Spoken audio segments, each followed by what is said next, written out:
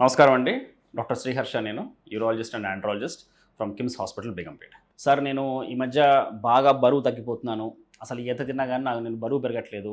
చాలా వీక్గా అనిపిస్తోంది. రాత్రి నిద్రలో నా వీర్యం పడిపోతోంది. ఈ వీర్యం పడిపోవడం వల్ల నా బలం కోల్పోతున్నాను. నా శరీరంలో ఉండే ప్రోటీన్స్ మొత్తం పోతున్నాయి అన్న ఒక కంప్లైంట్తో వస్తుంటారు.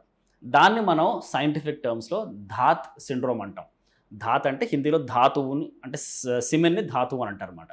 సో ఇలా వీర్యం పడిపోవడం అనేది సహజమేనా, ఇది వల్ల ప్రమాదం ఉందా అని ప్రతి పేషెంట్ అడుగుతూ ఉంటారు. ఫస్ట్ ఆఫ్ ఆల్, నిద్రలో వీర్యం పడిపోవడం అనేది ఒక సామాన్యమైన ప్రక్రియ. ఎప్పుడైతే హస్తప్రయోగం చేయకుండా చాలా కాలం ఉంటారో, వారు చాలా కాలం సెక్స్ చేయకుండా ఉంటారో, లోపల ఉత్పత్తి అయ్యే సిమెన్ బయటికి రావడం సహజమే. అది నిద్రలో వచ్చే అవకాశం చాలా ఎక్కువ ఉంటుంది, మన ప్రమేయం లేకుండా. సో అది ప్రమాదం కాదు. బట్ ఈ పేషెంట్స్ ఎంత డిస్టర్బ్ అయిపోతారంటే, ఈ వీర్యం పోవడాన్ని వాళ్ళ బలం మొత్తం పోవడంగా, వాళ్ళ శరీరంలో ఉండే బలవర్ధకమైన పదార్థాలు మొత్తం వెళ్ళిపోతున్నట్టుగా, ప్రోటీన్స్ మొత్తం వెళ్ళిపోతున్నట్టుగా ఫీల్ అయిపోయి ఫస్ట్ ఆఫ్ ఆల్ తిండి మానేస్తారు. దాని తర్వాత తింటున్నా కానీ సరిగ్గా కాన్సన్ట్రేషన్ తినరు. దానివల్ల వాళ్ళు బాగా బక్కగా అయిపోవడం, ఎంత తిన్నా, ఏం ఎక్సర్సైజ్ చేసినా బలం రావట్లేదు, కండలు రావట్లేదు feel అయిపోతుంటారు.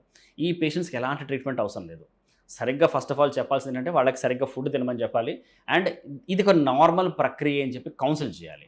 But at the same time ఎంత కౌన్సిల్ చేసినప్పుడు కొంతమందికి మెడికేషన్స్, ఇన్ఫెక్షన్స్ ఉండే అవకాశం ఉంటుంది. కాబట్టి వేరే ఇతర ఇన్ఫెక్షన్స్ ఏమీ లేవన్న మన విషయాన్ని మనం కన్ఫర్మ్ చేసుకొని కౌన్సిల్ చేసి మెడిసిన్స్ సరిపోతుంది.